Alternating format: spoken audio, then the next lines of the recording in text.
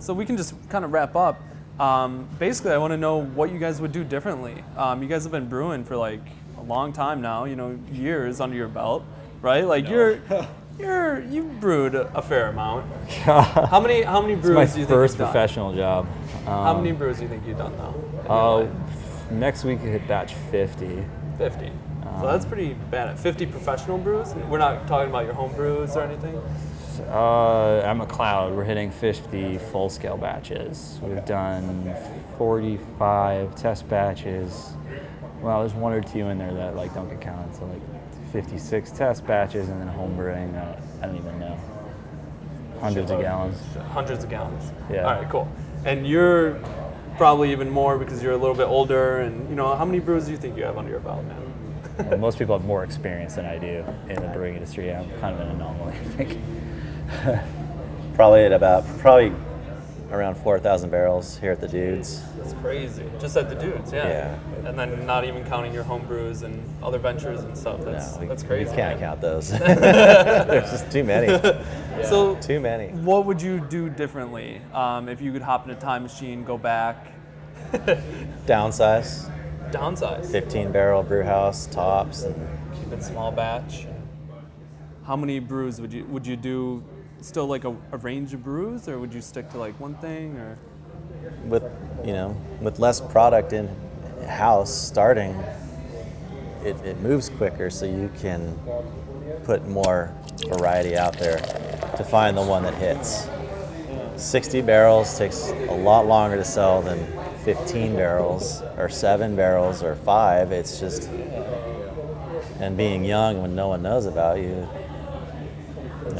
Flip side is, we grunt it out, and in 4 or 5 years, we'll be blowing through those 60 barrels, and it's like we didn't have to add a brew house and take an old one out. So, we plan for the future. It's just in the present, it's tough. That's true. Yeah. Okay. We're launching with distribution in the next couple of weeks, and it's like we can hit them with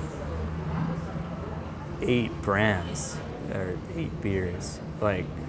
If we're at a huge scale, and that's not going to overwhelm the market, it's such a small amount really of each beer, that the struggle for us really is to make sure that if someone really likes that beer, that they could consistently have it. But we're not if it's one beer and people don't, or I'm not really sure, that product goes somewhere else. We're not going to be open the floodgates of one beer and everyone's wait, but we're already carrying that one beer. That's a good point. You have anything else? Can we try that? And so, but then we have to brew a lot more.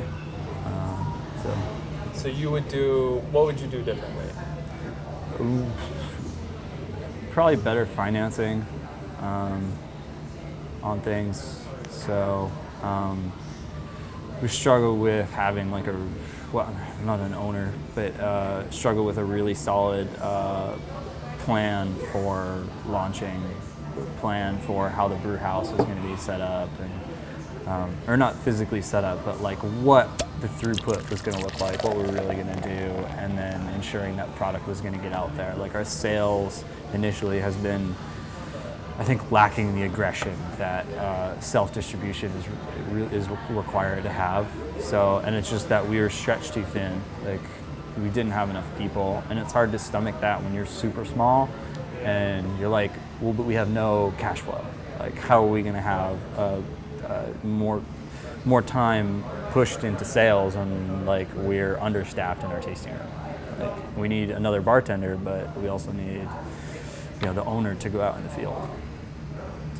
So. I run into stuff like this with my home brew. I wish my guys in the kitchen, they're a little bit more easier to manage. But right? Man, at every level, it's the headache, right?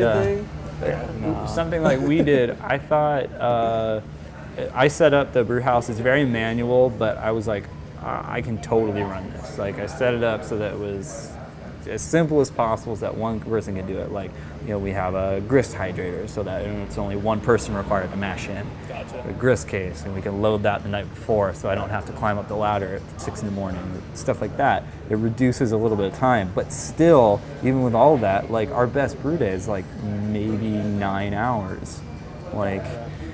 that's too much time when I need to do, on top of that, Board of Equalization paperwork, TQB stuff, grain ordering, ensuring that we weren't able to get hop contracts because we opened too late in the year. Like, so I have to, sourcing hops, stuff like that. You don't have time in the day. So I didn't think I was going to get an assistant brewer until the end of maybe year one. Oh, wow. We hired an assistant brewer probably within maybe a month of opening because it was too much work. Yeah. You can't manage that. So you heavy on the planning. Heavy on the planning if you're going to start like a new brewery. I was thinking you can't plan enough. Like, there's always room for another contingency plan, and something's going to fail. Something's going to be more work or less work than you thought, and everything's going to go wrong if it can. It's like total Murphy's Law. There you go. And you'll never have enough money to actually reduce your exposure to all of those kind of problems. But you got to jump off that ledge at one time. Totally. At one point, You got to be fearless at some point. you just gotta get over that ledge. If you're risk adverse, this is not a business for you. Thanks for following us on our homebrew journey. I know I learned a thing or two about the brew process. Hope you did as well. So now it's time to sit back, relax, and enjoy your refreshing homebrew. Cheers.